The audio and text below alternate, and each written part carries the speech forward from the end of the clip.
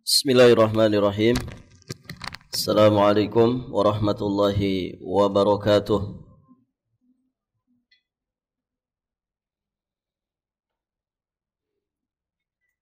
Alhamdulillah, wassalatu wassalamu ala Rasulillah Muhammad ibn Abdullah wa ala alihi wa ashabihi wa mawalah. Asyhadu an la ilaha illallah wahdahu rabbi la syarika lah wa asyhadu anna Muhammadan abduhu wa rasuluh, amma ba'd. Allahumma inna nas'aluka ilman nafi'an wa rizqan tayyiban wa amalan mutaqabbala. Allahumma 'allimna ma yanfa'una wanfa'na bima 'allamtana wazidna min ilmika wa karamika wa judika ya dzal jalali wal ikram innaka 'ala kulli syai'in qadir wa bil ijabati jadir. Para ummahat wa akhwat fillah rahimani wa rahimakumullah. Alhamdulillah, pada pagi hari ini insyaallah taala kita akan melanjutkan pelajaran kita masih di pembahasan menuntut ilmu jalan menuju surga. Berikutnya kita akan masuk ke pembahasan bab pertama yang akan menjelaskan tentang ta'rif daripada ilmu syar'i. Definisi atau pengertian dari ilmu syar'i. Qala al-muallif rahimahullahu ta'ala, al-ilmu secara bahasa itu lawan dari al-jahal. Silakan dibuka kitabnya halaman 15. Sudah pada punya buku ibu? Belum semua?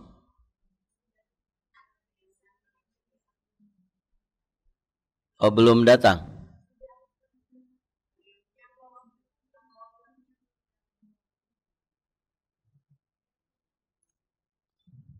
Oh, bukunya sudah di balik papan. Cuman yang bawa bukunya belum datang. Ya, nebeng saja ke temannya dulu. Baik ibu-ibu yang dirahmati Allah. Jadi ilmu secara bahasa diddul jahal, lawan dari jahal. Jahal itu kebodohan. Orang bodoh disebut jahil. Berarti orang jahil itu orang bodoh. Secara bahasa dia lawan daripada jahal, kebodohan. Maksudnya apa? Ma'rifatus syai' ala ma huwa alaih, atau idrakus syai' ala ma huwa alaih idrakan jaziman. Mengetahui sesuatu sesuai dengan kenyataan yang sebenarnya, sesuai dengan keadaan yang sebenarnya, idrakan jaziman, dengan pengetahuan yang pasti. Mengetahui sesuatu sesuai dengan fakta sebenarnya, dengan pengetahuan yang pasti. Mengetahui sesuatu secara pasti sesuai dengan keadaan yang sebenarnya. Nah, itu namanya ilmu. Kalau ibu ditanya, Monas itu ada di mana? di Jakarta. Nah, berarti secara bahasa ibu berilmu. Karena ibu mengetahui sesuatu sesuai dengan keadaan sebenarnya. Dengan pengetahuan yang pasti, artinya tidak diragukan lagi, enggak ragu-ragu lagi. Monas itu ada di Jakarta. Kalau kita ditanya Ka'bah ada di mana? Ada di Mekah. Nah, itu namanya ilmu. 3 tambah 3, 6. Nah, itu ilmu. Taib. Dia lawan dari kebodohan. Kalau bodoh itu apa? Bodoh itu adamul idrak. Tidak punya pengetahuan. Tidak tahu.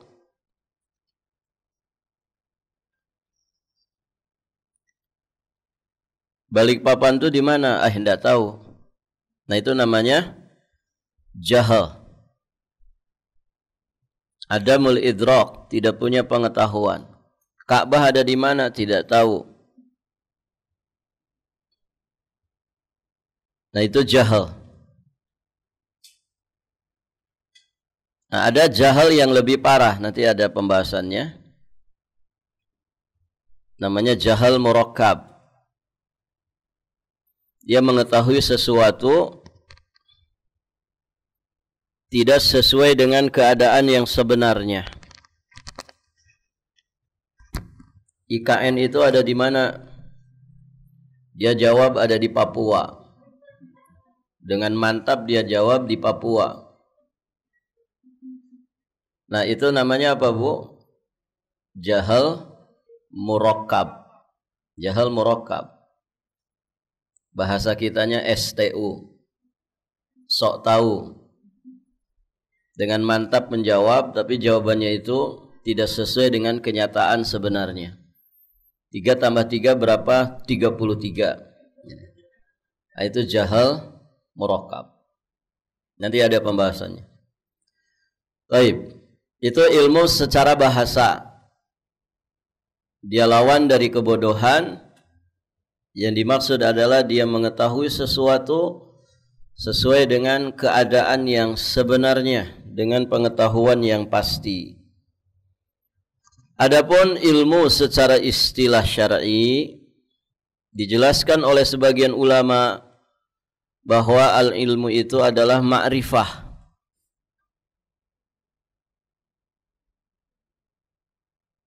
Dia lawan daripada jahal. Menurut ulama yang lainnya, ilmu itu adalah sesuatu yang sudah jelas, sehingga tidak perlu diberikan definisi atau pengertian lagi. Jadi saking jelasnya, ya sudah, tidak usah didefinisikan. Dia sudah jelas, sudah dimengerti, sudah dipahami. Ilmu ya ilmu. Ilmun dalam bahasa Indonesia juga artinya ilmu. Baik, tentu yang menjadi fokus pembahasan kita adalah ilmu syar'i.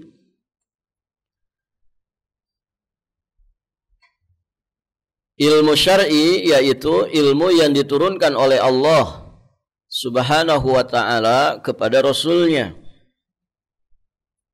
berupa keterangan yang nyata dan petunjuk. Al-bayyinat wal huda. Keterangan yang nyata dan petunjuk, tentu yang dimaksud adalah Al-Quran dan juga sunnah yang Allah Subhanahu wa ta'ala wahyukan kepada Nabi Muhammad sallallahu alaihi wa alihi wasallam. Maka ilmu yang di dalamnya terkandung pujian dan sanjungan itu adalah ilmu wahyu. Ilmu wahyu. Wahyu di sini bukan nama orang ya. Ilmu wahyu maksudnya adalah Alkitab was sunnah. Ilmu yang diturunkan oleh Allah Subhanahu wa ta'ala saja. Jadi kalau di dalam agama kita ilmu itu dipuji-puji, disanjung-sanjung, ditinggikan kedudukannya, derajatnya, maka yang dimaksud itu ilmu wahyu. Ilmu yang Allah turunkan kepada para nabi dan rasul, terkhusus nabi kita Muhammad sallallahu alaihi wasallam, yang kemudian diajarkan, disebarkan, ditularkan, didakwahkan kepada umat manusia. Nabi sallallahu alaihi wasallam bersabda, "Man yuridillahu bihi khairan yufaqihu fid din. Wa innama ana qasimun wallahu yu'ti. Walan tazala hadhil ummatu qa'imatan ala amrillah la yadurruhum man khalafahum hatta ya'tiya amrullah." Barang siapa yang dikehendaki kebaikan oleh Allah, dia akan menjadikannya faham tentang agamanya. Berarti kalau orang itu jahil, itu indikasi bahwa Allah itu tidak berkehendak baik kepada dirinya. Taib, ibu-ibu yang dirahmati Allah. Kemudian kata Nabi, sesungguhnya aku hanyalah yang membagikan dan Allah lah yang memberi. Allah lah yang memberi, Nabi yang membagikan. Taib, ibu yang dirahmati Allah. Artinya, bisa enggak ada orang tidak kebagian? Bisa tidak ibu? Yang memberikannya Nabi, tapi yang membagikannya Nabi, tapi yang memberinya adalah Allah. Artinya kan berarti di situ ada kuasanya Allah. Maka ilmu itu sejatinya adalah anugerah dari Allah Subhanahu wa ta'ala. Nabi yang membagikannya, Allah yang memberi. Dan umat ini akan senantiasa tegak di atas perintah Allah, tidak akan membahayakan mereka orang-orang yang menyelisihi mereka hingga datangnya keputusan Allah. Amrullah yang dimaksud di sini adalah yaumul qiyamah. Imam Al-Auza'i, perhatikan dari hadis itu, ilmu yang dipuji di sini, yufaqihu fid din, dipahamkan terhadap agama. Nah, inilah yang dimaksud dengan ilmu syar'i, ilmu yang dipuji oleh Allah dan juga Rasulnya, ilmu yang ditinggikan kedudukannya dan juga ahlinya. Itulah ilmu agama. Imam Al-Auza'i alaihi rahmatullah yang wafat di tahun 1157 Hijriyah. Beliau mengatakan, ilmu itu adalah apa yang berasal dari para sahabat. Ilmu adalah apa yang berasal dari para sahabat Nabi Muhammad sallallahu alaihi wasallam. Adapun yang datang bukan dari seseorang dari mereka, maka itu bukanlah ilmu. Kenapa mesti dari para sahabat, ibu? Kenapa? Ya, karena para sahabatlah orang-orang yang pertama yang dapat ilmu wahyu itu. Mereka orang-orang yang pertama mempelajari ilmu wahyu, memahami ilmu wahyu, mempraktekkan ilmu wahyu itu bersama dengan Nabi yang membagikan ilmu wahyu itu. Ya, sehingga sanad ilmu itu harus nyambung kepada mereka. Sanad ilmu mesti nyambung kepada mereka. Ketika tidak nyambung, maka hakikatnya bukan ilmu syar'i. Barakallahu fikum. Makanya disampaikan oleh Imam Al-Auza'i, adapun yang datang bukan dari seseorang dari mereka, maka itu bukanlah ilmu. Walaupun semua manusia menyebutnya itu ilmu, tapi dalam istilah syar'i, yang bukan datang dari seorang pun dari sahabat, maka itu bukan ilmu. Baik. Loh, bukankah ada asar dari tabi'in Bukankah ada kalam para ulama yang sering mungkin dinukil dan juga disampaikan? Taib. Ketika kalam mereka itu nyambung kepada para sahabat, yang otomatis nyambung kepada Rasulullah Sallallahu Alaihi Wasallam, maka tidak ada masalah. Berarti kita juga mendapatkan itu nyambung sanadnya kepada mereka. Taib. Syekh Muhammad bin Shalih Al-Utsaimin yang wafat di tahun 1421 Hijriah. Beliau mengatakan ilmu itu adalah mengetahui sesuatu dengan pengetahuan yang sebenarnya. Mengetahui sesuatu dengan pengetahuan yang sebenarnya. Berarti kalau ilmu syariat, ilmu syar'i, mengetahui syariat tersebut sesuai dengan pengetahuan yang sebenarnya. Sesuai dengan keadaan yang sebenarnya dari ilmu syar'i itu. Nah, itu namanya ilmu syar'i.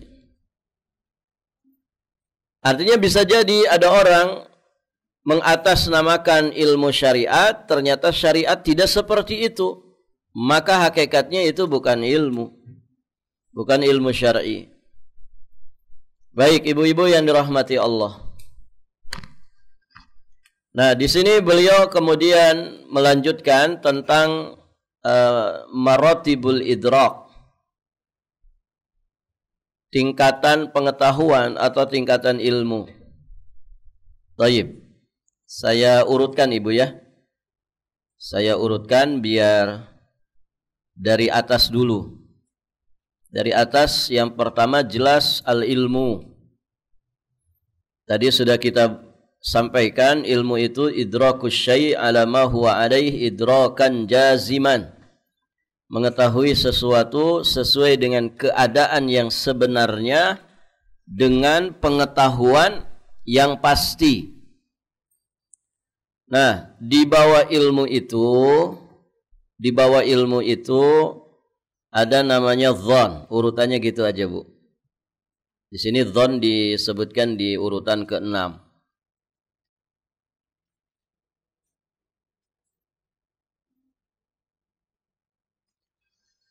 Di bawahnya ilmu ada dzan. Datang bukunya? Sudah datang bukunya? Sok dibagi-bagi dulu, Bu. Sudah dibagi-bagi belum? Sok dibagi-bagi dulu biar saya berhenti dulu. Baik, kita lanjutkan. Maratibul idrak. Tingkatan ilmu pada seseorang itu ada 6 tingkatan. Yang pertama ilmu, yakni mengetahui sesuatu sesuai dengan keadaan yang sebenarnya dengan pengetahuan yang pasti. Nah, di bawahnya ilmu, ini kalau mau diurutkan ada dzan. Di sini diurutkan di poin ke-6. Di bawahnya ilmu ada dzan. Dzan itu dalam terjemahan harfiahnya praduga kuat. Begitu ya.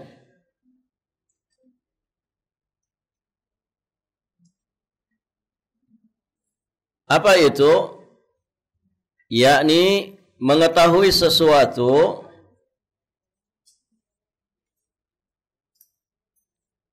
yang kemungkinan benarnya lebih besar daripada salahnya. Ini praduga kuat. Kalau ilmu tadi itu ya bisa dikata 100%.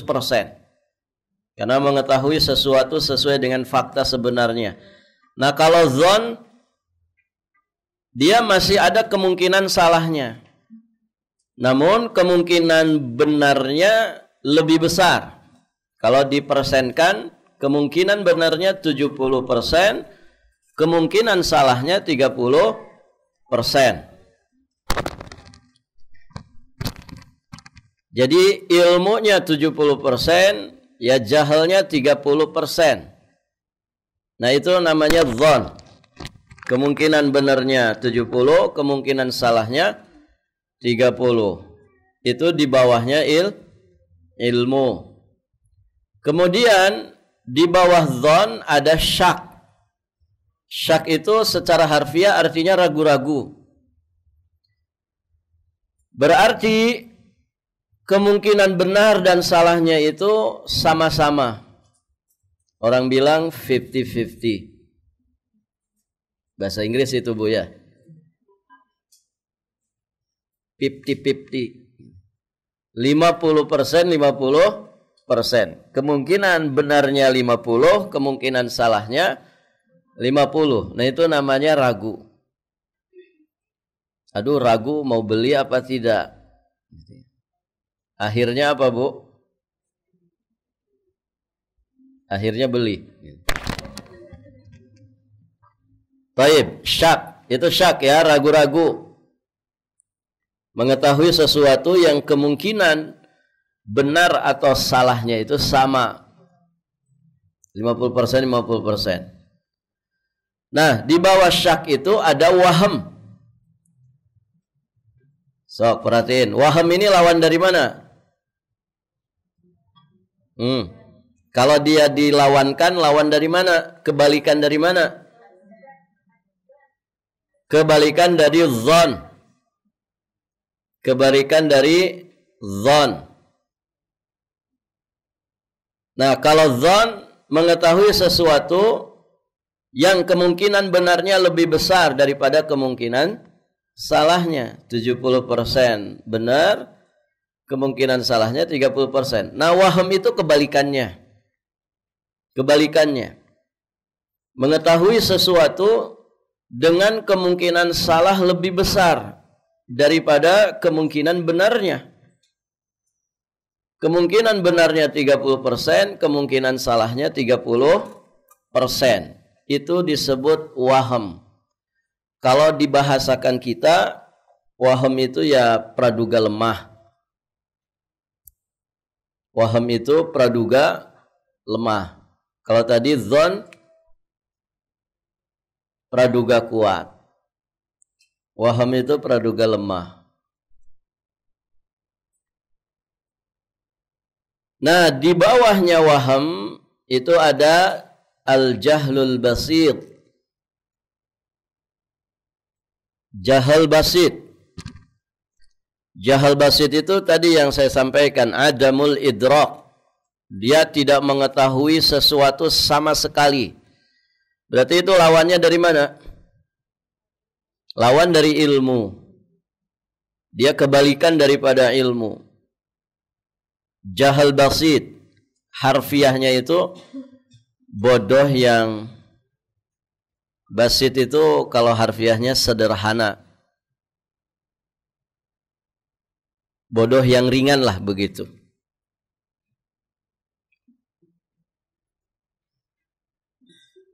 Kalau dalam bahasa barat, bodoh alewoh.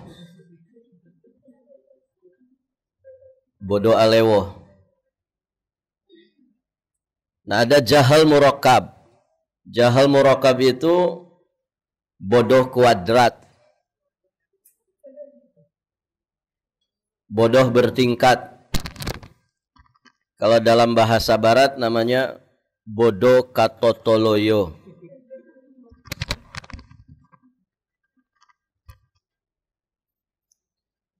Taib, ibu yang dirahmati Allah. Jadi tingkatan yang kelima jahlul basit, yakni adamul idrak, tidak mengetahui sesuatu sama sekali. Sedangkan yang paling parah, yang terakhir adalah jahlul murakkab. Al-jahlul murakkab, bodoh yang kuadrat. Bodoh berpangkat 2, berlipat. Ini yang paling parah. Ibu, kalau ada kebodohan dalam diri kita, dan itu mesti ada, jangan yang model ini. Itu namanya jahal murakkab.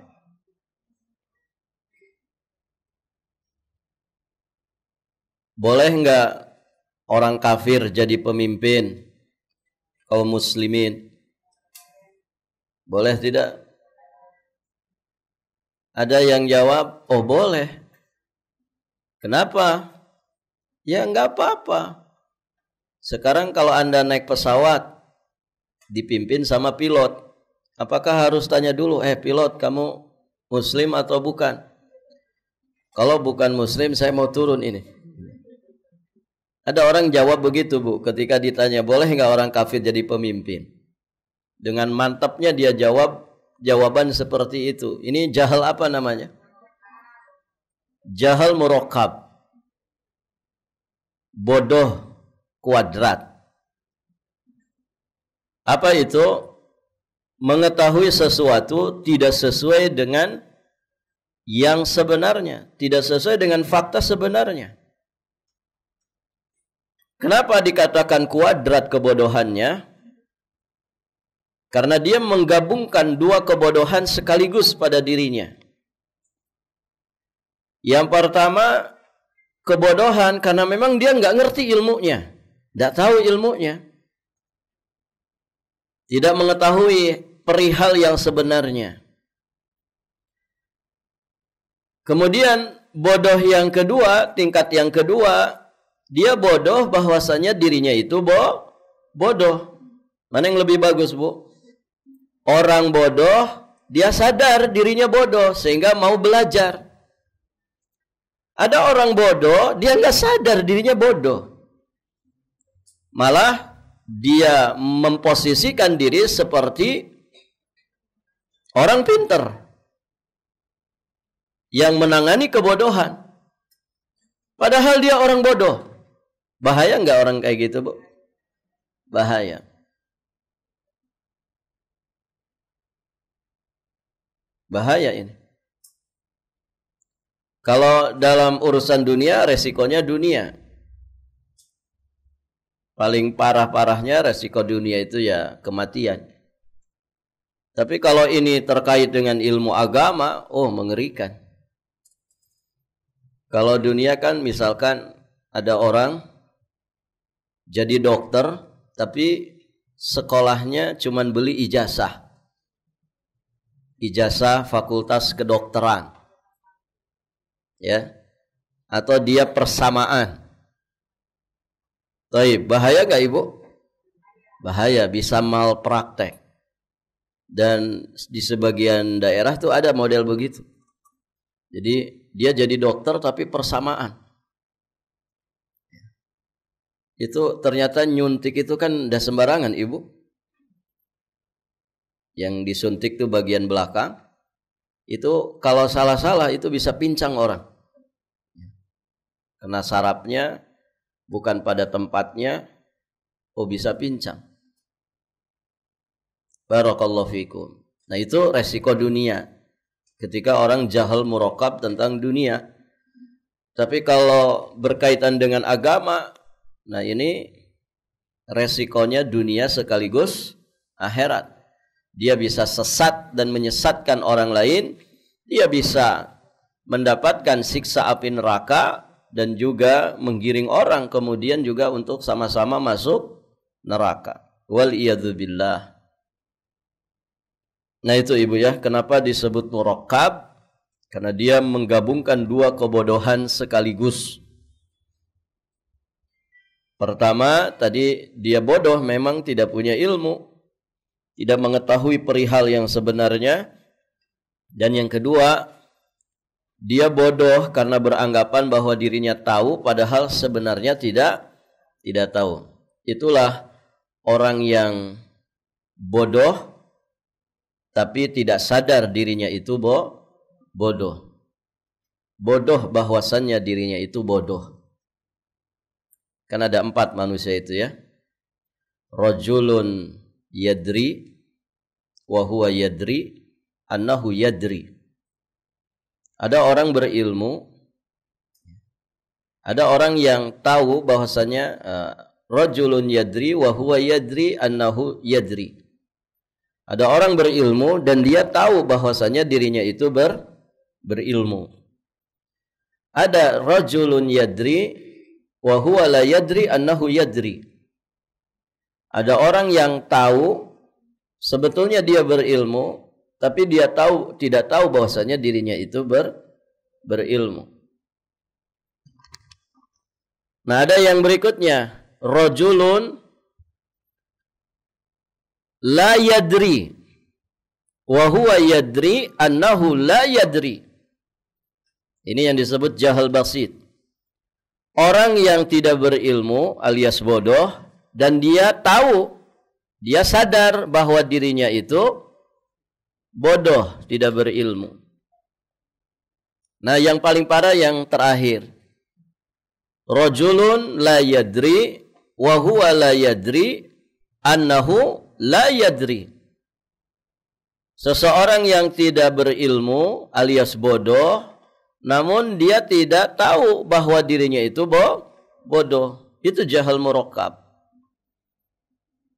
Orang yang tidak berilmu alias bodoh dan dia tidak sadar bahwa dirinya itu bodoh. Makanya semoga kalau ada kebodohan di dalam diri kita bodoh yang mengantarkan kita kepada belajar. Kita itu belajar karena sejatinya kita merasa bodoh. Makanya kata para ulama, dua orang yang tidak dapat ilmu diantaranya mustakbir. Orang yang sombong. Orang yang sombong tidak akan dapat ilmu. Kenapa? Kesombongannya menghalangi dia untuk belajar. Belajar di mana? Ya, di Darut Taubah. Paling gitu-gitu aja pelajarannya. Siapa yang ngisi? Fulan bin Fulan. Apalagi itu yang ngisi. Sombong. Akhirnya dia terhalang untuk duduk, terhalang untuk belajar di majelis ilmu. Kajian di mana? Di sana. Oh, di situ itu imitasi. Ya. Kajian yang asli itu di sini. Gitu ya. Maka orang seperti ini sombong, ya. Orang sombong, ibu yang dirahmati Allah, terhalang dari mendapatkan ilmu. Karena sombong itu dosa besar. Ya, dan dosa itu akan menghitamkan hati, menutup cahaya hati. Orang kalau hatinya tertutup, tidak bisa ditembus oleh cahaya ilmu. Thayyib. Nah, satu lagi tuh yang tidak dapat ilmu. Selain orang sombong siapa? Satu lagi ibu siapa? Mustakbir wa mustahin. Mustahin itu siapa? Orang yang malu. Orang yang pemalu. Malu itu bagus. Tapi ada yang malu tidak pada tempatnya. Nah, diantaranya adalah malu untuk belajar. Maka selama-lamanya orang yang malu untuk belajar tidak akan dapat ilmu. Saya sudah tua, sudah nenek-nenek, ya, gigi sudah pada permisi. Masa nanti disandingkan sama mbak-mbak masih muda belajar tahsin, belajar makhraj, belajar sifatul huruf. Malu saya. Gitu ya. Akhirnya minder. Akhirnya tidak mau belajar. Kenapa mesti malu, Ibu? Kenapa mesti malu? Jangan malu untuk belajar, ketika sudah dapat ilmu jangan sombong. Nah, penyakit sebagian orang tuh begitu. Kalau nggak sombong ya malu. Padahal dua perkara ini menghalangi kita untuk belajar, menghalangi kita untuk dapat ilmu, dapat keberkahan. Baik, ibu-ibu yang dirahmati Allah. Itu ya, itu maratibul idrak. Tolong diulangi, urutkan. Yang pertama al-ilmu. Di bawahnya al-ilmu apa? Adh-dhan. Kemudian di bawahnya dhan asyak. Di bawahnya syak al-waham. Di bawahnya al-waham jahlul basit, ya, bodoh yang ringan, bodoh yang sederhana, bodoh alewoh. Kemudian ada al-jahlul murakkab, itu yang paling parah. Itu namanya bodoh katotoloyo, ya. Taib, ibu yang dirahmati Allah.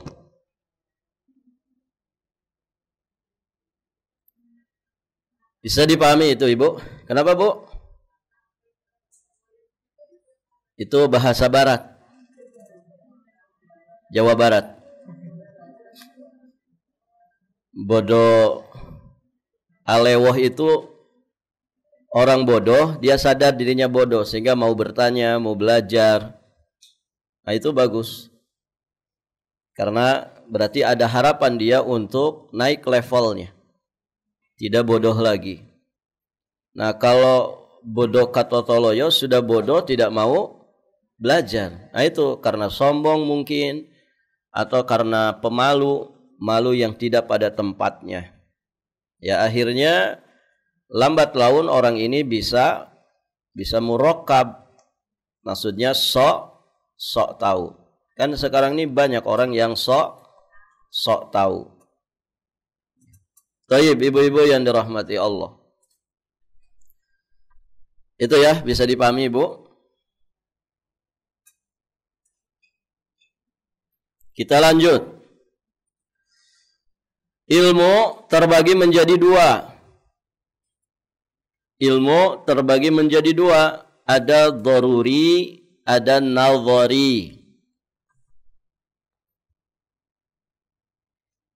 Dharuri itu maksudnya pengetahuan yang dapat diperoleh secara langsung tanpa memerlukan penelitian dan dalil. Baik, ibu-ibu yang dirahmati Allah, ini ilmu dharuri, semua orang bisa tahu tanpa proses belajar. Gak usah mengkaji, meneliti, gak usah survei, gak usah apa-apa ini. Contoh, pengetahuan bahwa api itu panas. Harus didetailkan gak Ibu? Oh, kenapa api itu panas? Oh, karena ini ada ini. Gak usah itu. Ya. Semua orang tahu bahwa api itu panas. Es itu dingin. Taib. Nah, ada ilmu nadhari, yakni ilmu yang hanya bisa diperoleh dengan cara melakukan penelitian, pengkajian terhadap dalil-dalil. Ya, misalnya ilmu tentang wajibnya niat dalam berwudu, ilmu tentang sholat, ilmu tentang zakat. Nah, ini harus dikaji, harus diteliti, harus ditelaah. Itu namanya ilmu nadhari. Nadhar itu kan berarti melihat, ada pengkajian. Taib. Ada perhatian yang besar ya untuk bisa mengetahui dengan pasti. Adapun jika dilihat dari sudut pembebanan kewajibannya kepada seorang muslim, maka ilmu syar'i itu ada dua. Ada namanya ilmu aini. Ilmu aini maksudnya ilmu yang fardu ain gitu saja.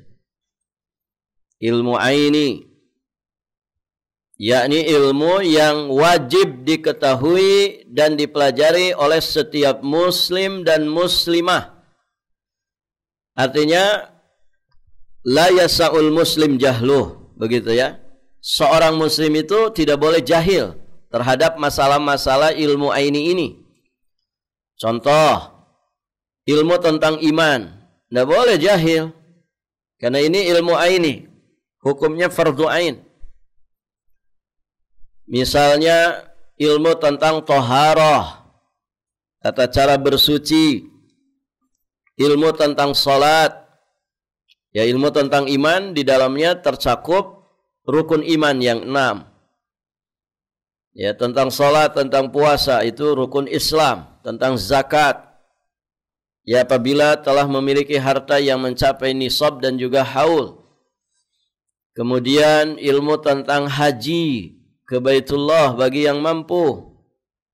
Dan segala apa yang telah diketahui dengan pasti dalam agama berupa perintah dan juga larangan. Tidaklah anak-anak yang menginjak dewasa ditanya tentang ilmu ini, melainkan mereka mengetahuinya. Artinya, ini adalah ilmu yang fardu ain ala kulli mukallaf. Untuk setiap para mukallaf, wajib ini. Jadi ibu jangan tinggalkan pembahasan tentang rukun iman. Jangan lewatkan pembahasan tentang rukun Islam. Jangan lewatkan pembahasan tentang fikih-fikih mendasar. Ya, bab thaharah dan seterusnya. Kemudian akidah tauhid yang sejatinya sudah tercakup pada pembahasan iman kepada Allah. Ini ilmu-ilmu yang fardu ain. Ilmu-ilmu yang fardu ain. Kemudian ada ilmu kifai. Ilmu yang menuntutnya fardu kifayah. Apa itu? Ilmu yang tidak wajib atas setiap muslim untuk mengetahui dan mempelajarinya. Tidak wajib atas setiap individu muslim. Maknanya apa di situ? Berarti apabila sebagian dari mereka telah mengetahui, apabila sebagian dari kaum muslimin ada yang sudah menguasai ilmu tersebut, dia mempelajarinya dengan baik, maka gugurlah kewajiban atas sebagian yang lainnya. Ini seperti definisi fardu kifayah. Begitu ya. Namun apabila tidak ada seorang pun dari mereka yang mengetahui dan mempelajari ilmu tersebut, padahal mereka sangat membutuhkan ilmu tersebut, maka berdosalah semuanya. Contoh, ilmu menghafalkan Al-Quran 30 juz. Wajib semuanya ibu? Kayaknya kita semua berdosa. Kenapa? Karena tidak hafal 30 juz. Bayangkan kalau menghafal Quran 30 juz itu hukumnya wajib. Berat nggak ibu? Berat. Al-Kafirun saja kadang terbolak-balik. Nggak selesai-selesai. Apalagi yang lebih panjang sedikit kayak Ar-Rahman. Begitu kan? Fabi ayyi ala'i rabbikuma tukadziban. Yang hafal itunya saja gitu. Taib. Nah itu fardu kifayah. Alhamdulillah ya. Sudah ibu-ibu sudah banyak diwakili oleh santri-santri tahfiz Quran. Ya, semoga ada di antara anak keturunan kita yang hafiz Quran. Tidak cukup amin. Harus ikhtiar. Gimana? Ya dikasih teladan. Orang tuanya dulu yang menghafal. Begitu ya. Barakallahu fikum. Berusaha menghafal. Nah ini fardu kifayah. Ilmu qiraat. Ada berapa qiraat ibu? Ada banyak ya. Ada banyak jenis-jenis qiraat Quran itu. Sebagian mengatakan ada 10 qiraat. Dari 10 itu yang masyhurnya qiraat sab'ah. 7 jenis qiraat. Yang ibu baca sekarang qiraat yang mana? Ibu, kalau ibu baca Quran itu pakai qiraat siapa? Imam Hafiz.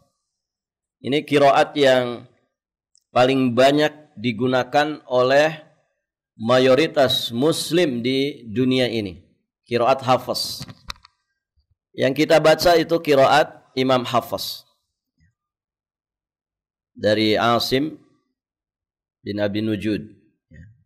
Nyambung, itu nyambung kepada sahabat, kemudian nyambung kepada Rasulullah sallallahu alaihi wa alihi wasallam. Jadi yang ibu pelajari tajwidnya, yang ibu pelajari tahsinnya, ya, yang ibu pelajari qiraatnya, itu namanya qiraat Imam Hafiz an Asim bin Abi Nujud. Itu ya. Berarti yang kita pakai berapa qiraat? Yang kita pakai berarti berapa qiraat? Yang kita amalkan satu saja. Karena yang satu saja belum dikuasai semuanya. Kadang madnya kurang panjang, kadang gunnahnya kurang, begitu ya. Yang idgham malah diidharkan. Barakallahu fikum. yang idhar malah diidghamkan. Nah, itu baru satu qiraat loh itu Ibu. Gitu ya. Nah, itu ilmu qiraat, itu ilmu kifai. Ilmu waris juga termasuk ilmu kifai. Nah, ilmu waris ini ahlinya juga sudah sangat minim sekali. Sedikit orang yang menguasai ilmu waris. Termasuk ilmu hadis, mustalah hadis, ya jalur periwayatan, kemudian mentashih, mentadhif. Nah, ini juga fardu kifayah atau ilmu kifai. Termasuk mengetahui secara detail tentang halal dan juga haram. Ini tentu hanya orang-orang yang punya kapasitas ya dari para ulama rabbani sehingga mereka mendetil di dalam memahami halal dan haram. Tidak semua wajib mengetahuinya. Kemudian dan yang sejenis dengan itu. Nah, jenis ilmu ini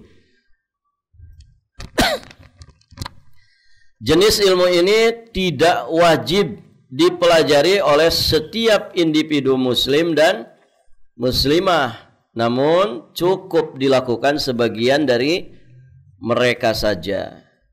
Taib, ibu-ibu yang dirahmati Allah. Itu ya.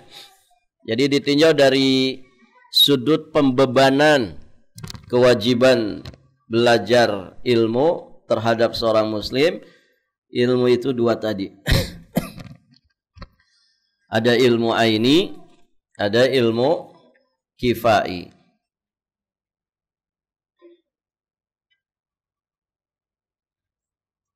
Baik, ibu-ibu yang dirahmati Allah.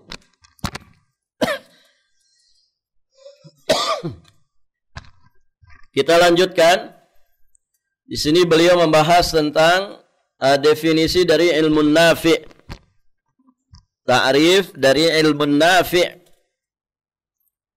Ilmu yang bermanfaat.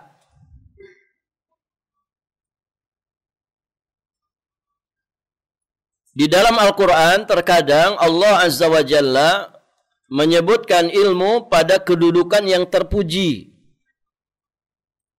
Itulah yang disebut dengan ilmu nafi', yang setiap pagi kita memintanya kepada Allah. Ya, di antara zikir di pagi hari, doa yang mestinya dipanjatkan di pagi hari apa, Bu? Allahumma inni as'aluka ilman nafi'an wa rizqan thayyiban wa amalan mutaqabbala. Tiap pagi kita minta kepada Allah. Allahumma ya Allah, inni sesungguhnya aku as'aluka memohon kepadamu ilman nafi'an, ilmu yang bermanfaat. Wa rizqan thayyiban, rizki yang thayyib. Wa amalan mutaqabbala, dan amal yang diterima. Insyaallah. Nah, itulah ilmu nafi. Ilmu nafi inilah yang memiliki kedudukan yang terpuji.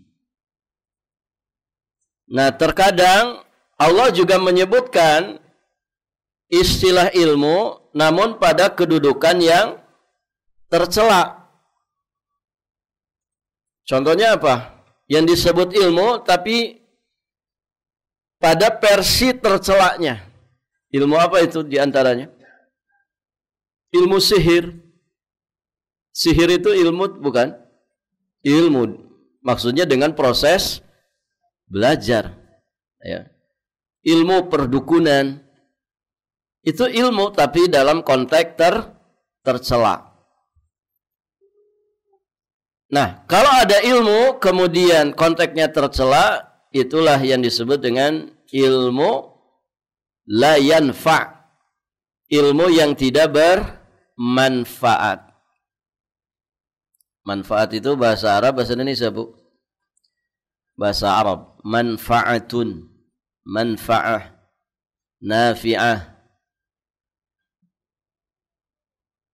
Taib, ilmu sihir, ilmu perdukunan itu ilmu ghair nafi', ilmu yang tidak bermanfaat. Taib, beliau kemudian akan memaparkan tentang ilmu nafi yang dipuji di dalam syariat kita, kemudian nanti ada ilmu yang tercela. Ilmu, dia disebut ilmu tapi tercela. Nah, adapun yang pertama tentang ilmu nafi disebutkan di dalam beberapa firman Allah Subhanahu wa taala. Di antaranya di surat Az-Zumar ayat yang ke-9. Qul hal yastawil ladzina ya'lamun wal ladzina la ya'lamun.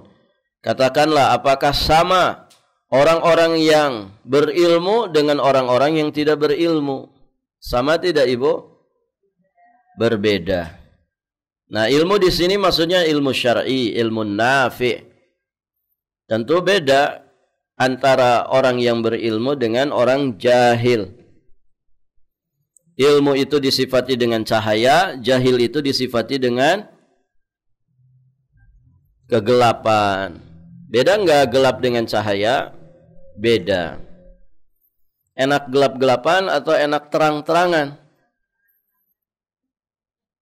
Yang ada di dalam cahaya tentu dia mudah selamat, tapi orang kalau berada di dalam kegelapan rawan celaka.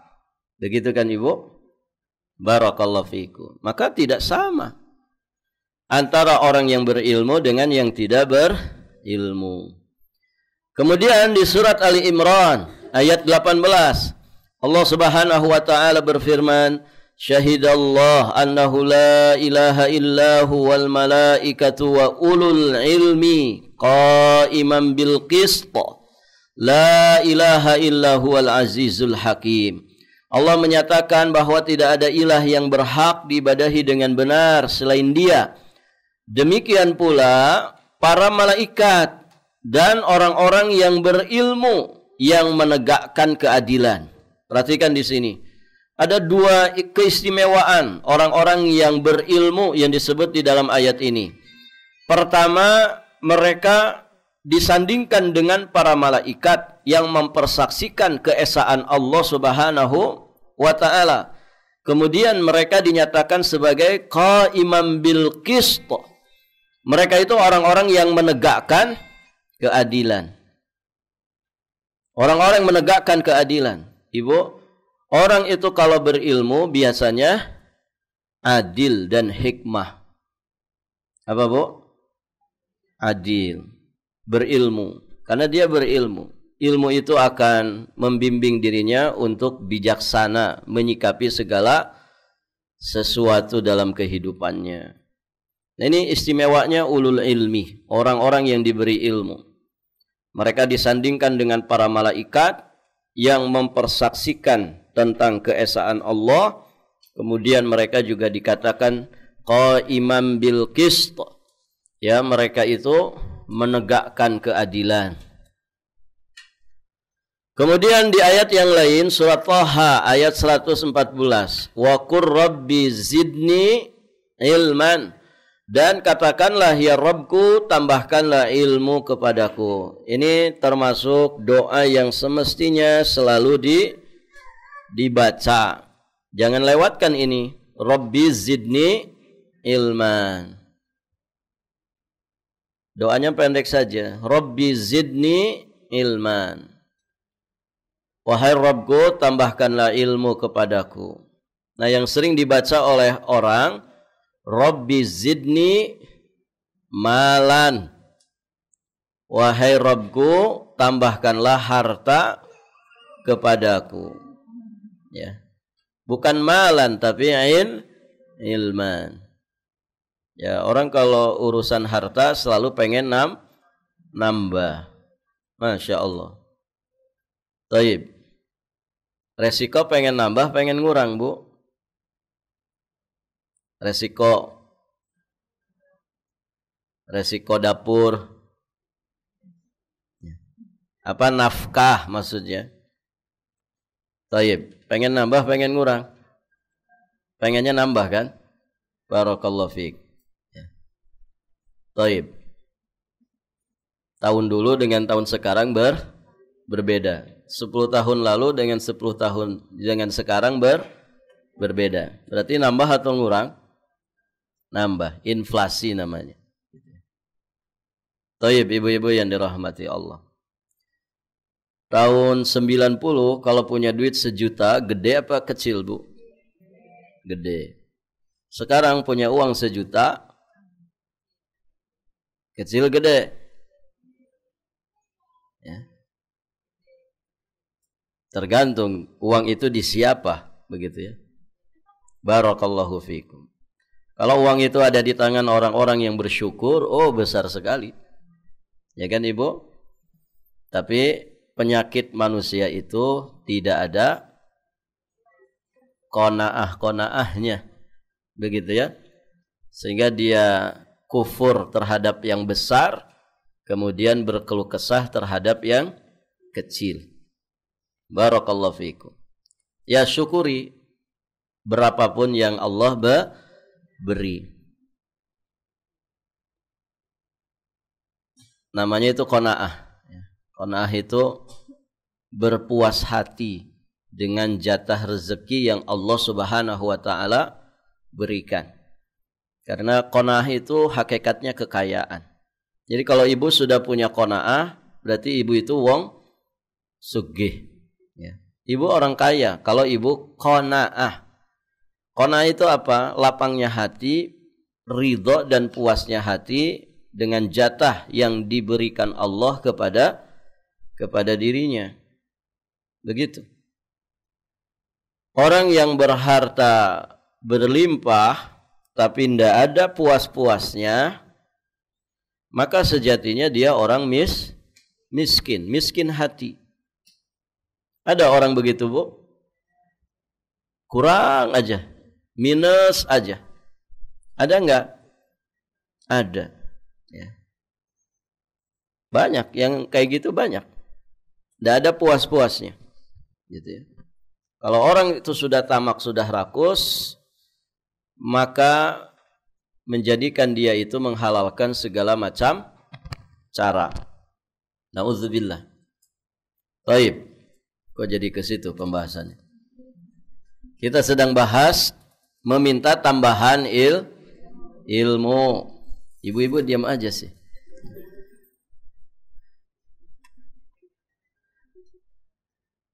Jadi itu yang semestinya kita minta kepada Allah.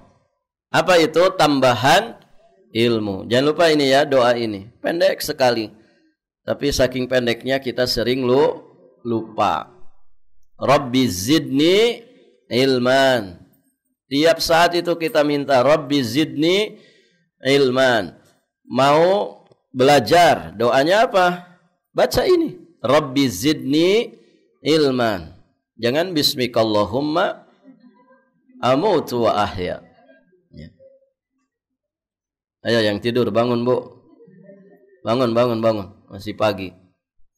Rabbi zidni ilman. Nah, ilman di sini adalah ilmu yang nafi, ilmu yang terpuji. Kemudian di ayat yang lain, surat Fatir ayat 28, innama yakhsyallaha min ibadihi al-ulama. Di antara hamba-hamba Allah yang takut kepadanya hanyalah para ulama. Masya Allah. Ulama. Siapa mereka ini? Mereka yang punya ilmu syar'i. Ulama. Alim terhadap Al-Quran, terhadap sunnah.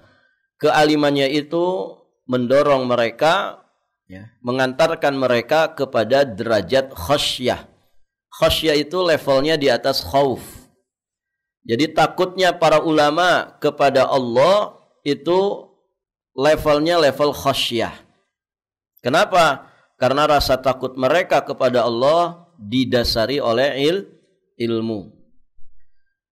Kemudian firman Allah tentang kisah Adam dan pelajaran yang didapatkannya dari Allah tentang nama-nama segala sesuatu dan memberitahukannya kepada para malaikat. Maka para malaikat pun berkata, subhanaka la ilma lana illa ma 'allamtana innaka antal alimul hakim. Maha suci Engkau ya Allah, tidak ada yang kami ketahui selain apa yang telah Engkau ajarkan kepada kami.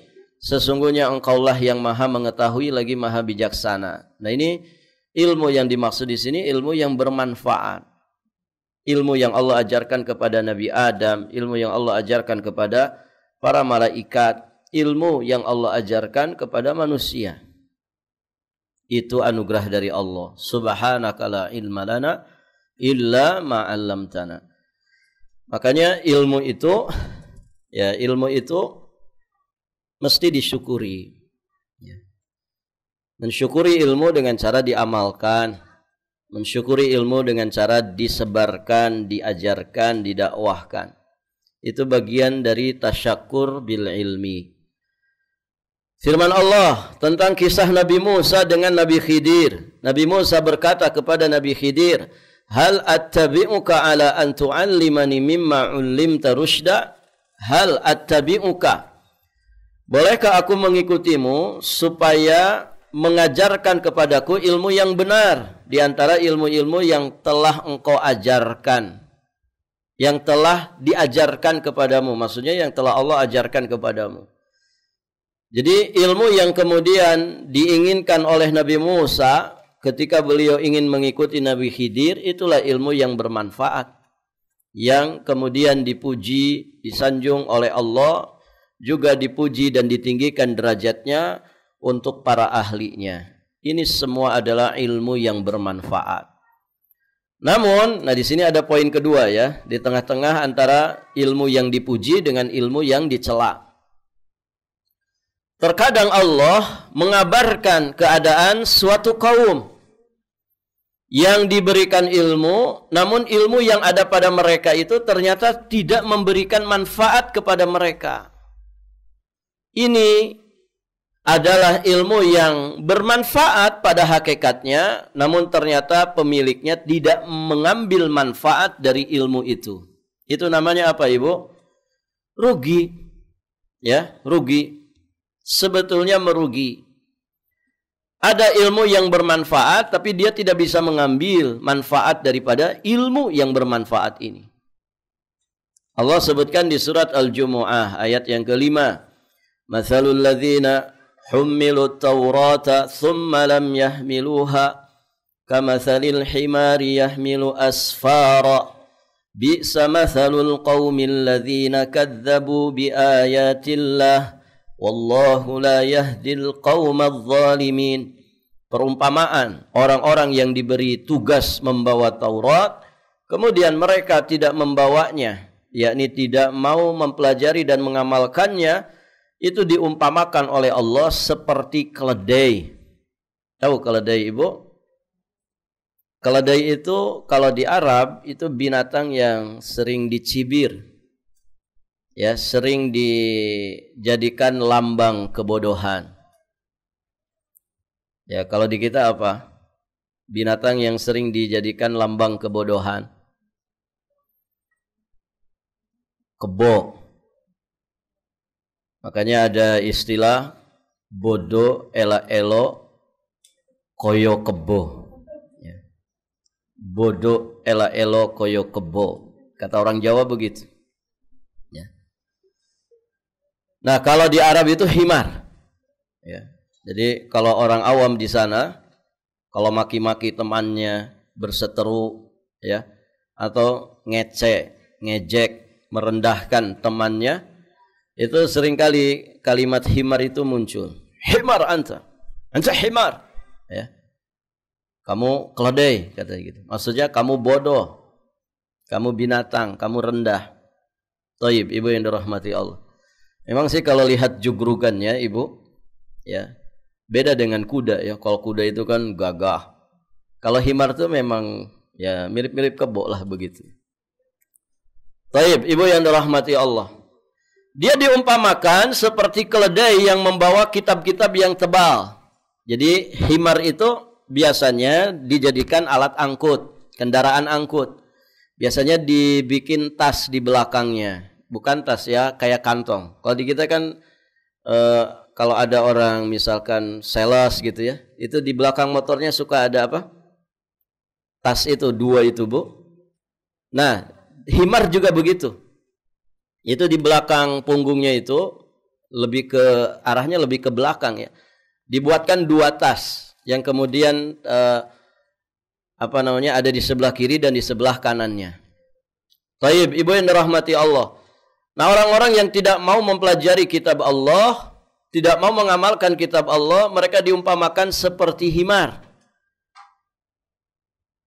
Yahmilu asfara. Himar yang membawa kitab-kitab yang tebal. Dia bawa ilmu yang bermanfaat di dalam kitab itu. Namun ternyata dia tidak bisa mengambil manfaatnya. Bi'sa mathalul qaumil ladzina kadzdzabu biayatillah. Sangatlah buruk perumpamaan kaum yang mendustakan ayat-ayat Allah itu. Wallahu la yahdil qaumadz zalimin. Dan Allah tidak memberi petunjuk kepada orang-orang yang zalim. Maka ibu, kalau ada wasilah-wasilah bermanfaat untuk kita bisa mendapatkan ilmu yang bermanfaat, jangan disia-siakan. Ya ibu, walhamdulillah sarana-sarana bermanfaat di kita ini sangat banyak untuk kita dapat ilmu yang bermanfaat. Coba jadwal kajian di Balikpapan banyak atau sedikit? Banyak. Kalau tidak dimanfaatkan dengan sebaik-baiknya, kita rugi sendiri. Mau disebut himar? Ya. Al-Quran ada di rumah kita. Bisa jadi ibu punya mushaf Al-Quran bisa sampai 5. Cuman sayang sebagian Quran itu dibukanya setahun sekali. Hanya di bulan Ramadan saja. Kitab yang dipelajari di majelis juga kadang dibukanya juga seminggu sekali, ya pas belajar saja. Di rumah dibuka enggak ibu? Enggak Ustadz, kadang lupa nyimpen juga gitu. Hari Selasa baru dicari-cari di mana disimpannya. Berarti tidak pernah dibuka. Idealnya kalau kita mencontoh para ulama, sebelum ngaji itu kan dibaca dulu. Ustadz sampai mana nih? Sampai halaman 20. Oh berarti minggu depan mulai halaman 21. Baca dulu di rumah. Sampai 5 halaman. Jadi ketika Ustadz menjelaskan itu, kita sudah ngerti, sudah ada bayangan secara garis besarnya. Tinggal nulis faidah-faidah tambahan saja. Begitu. Minim-minimnya begitu. Syukur-syukur bisa dihafal. Kalau ada ayatnya dihafal. Kalau ada hadisnya dihafal dulu. Itu yang ideal.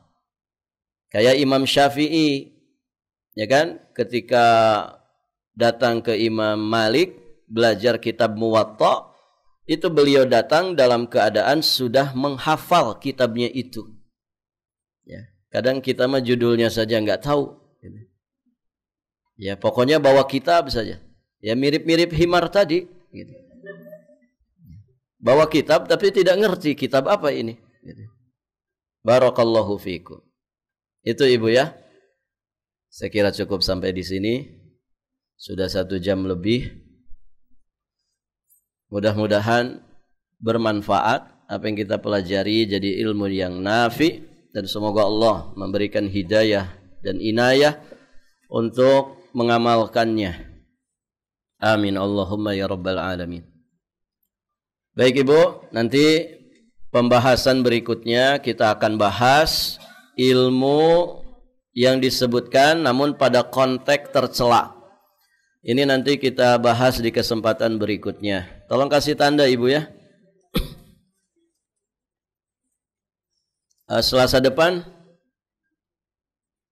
beda pelajaran kan? Ya nanti kabari saja. Baik ibu, sampai di sini. Demikian ibu. Assalamualaikum warahmatullahi wabarakatuh.